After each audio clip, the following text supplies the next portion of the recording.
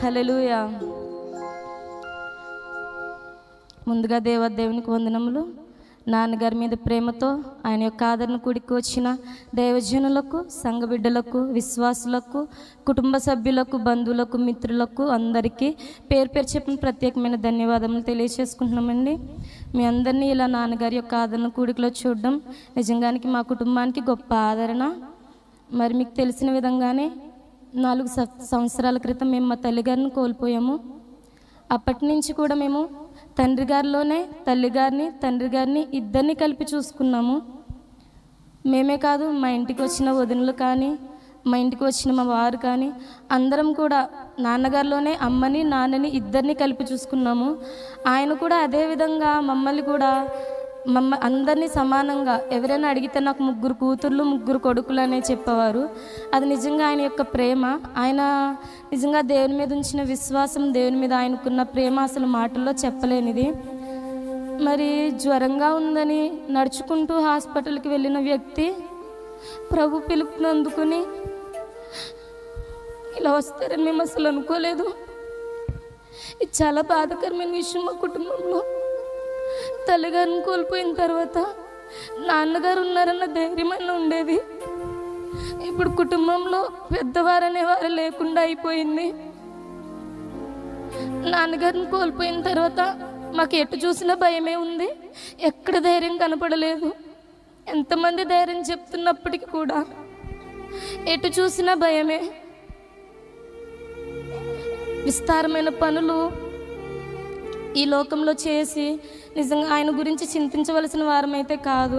ఎందుకంటే మా కుటుంబానికి గొప్ప ఆదరణ కలిగిన విషయం ఏంటంటే, ఆయన తన జీవితంలో మంచి పోరాటాన్ని పోరాడి ఆయన పరుగును కడముట్టించి ఆయన నిజంగా పరలోకంలో ప్రభువుతో కలిసి నిత్య విశ్రాంతిని పొందుకుంటున్నారు. ఆ విషయం మేము బలంగా నమ్ముతున్నాము. అందుకుని బట్టి మేము చింతించవలసిన వారం కాదు. కానీ మానవులుగా ఎంతో కొంత దుఃఖం అయితే మాకు మనసులో ఉండిపోతుంది. ఆయన కేవలం మాకు నాన్నగారు మాత్రమే కాదు, సంఘంలో ఉన్న ప్రతి ఒక్క బిడ్డకి కూడా ఆత్మీయ తండ్రిగా ఉన్నారు. మమ్మల్ని ఒకలాగా, సంఘ బిడ్డలను ఒకలాగా కూడా ఆయన ఎప్పుడూ చూడలేదు.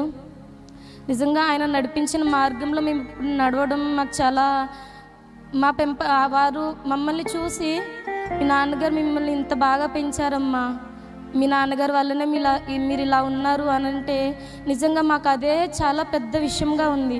ఆయన మాకు ఆస్తిని విడిచిపెట్టి వెళ్ళలేదు, కానీ దేవుని మీద అచంచలమైన విశ్వాసం. ఆయన ఎంత కష్టం వచ్చినా దేవుణ్ణి మాత్రం వదిలిపెట్టకూడదు. ఎన్ని కష్టాలు వచ్చినా ఆయన పైనే ఆనుకుని జీవించడం ఆయన మాకు నేర్పించిందే. ఇంత ప్రేమను, ఆదరణను మేము పొందుకుంటున్నామంటే కేవలం అది మాకు ఆయన నేర్పించిందే. నిజంగా ఆయన లేని లోటు మా కుటుంబంలో ఎవరు తీర్చలేనిది. కానీ ఏదేమైనప్పటికీ ప్రభు చిత్తం. తల్లిదండ్రులను ఇద్దరిని కోల్పోవడం అది మాకు అసలు ఎవరు తీర్చలేని పెద్ద లోటు. కానీ తల్లిదండ్రులు ఇద్దరు కూడా ఆయన రాజ్యంలో నిత్య విశ్రాంతిని పొందుకుంటున్నారని మేము అనుకుంటున్నాము. మరి మా కుటుంబ ఆదరణ కోసం ప్రార్థించండి. మరి నేను మీకు మరి ముఖ్యంగా 2 విషయాల గురించి పంచుకోవాలనుకుంటున్నాను. మొదటి విషయం, నాన్నగారు మాకు వదిలిపెట్టి వెళ్ళిన 2 బాధ్యతలు.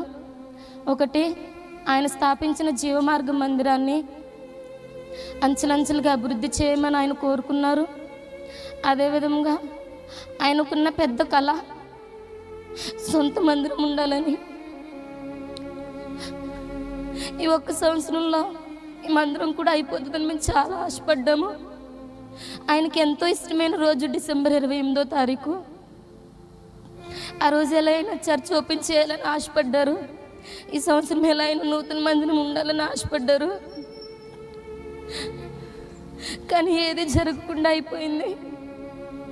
మీ అనుదిన ప్రార్థనలో జ్ఞాపకం ఉంచుకోండి. నాన్నగారి యొక్క మొదటి జ్ఞాపకార్థ కూడిక నూతన మందిరంలో జరగాలని మీ అందరూ మీ అనుదిన ప్రార్థనలో జ్ఞాపకం ఉంచుకోండి. నాన్నగారు స్థాపించిన ఈ జీవమార్గ మందిరంలో జ్ఞాపకం ఉంచుకోండి.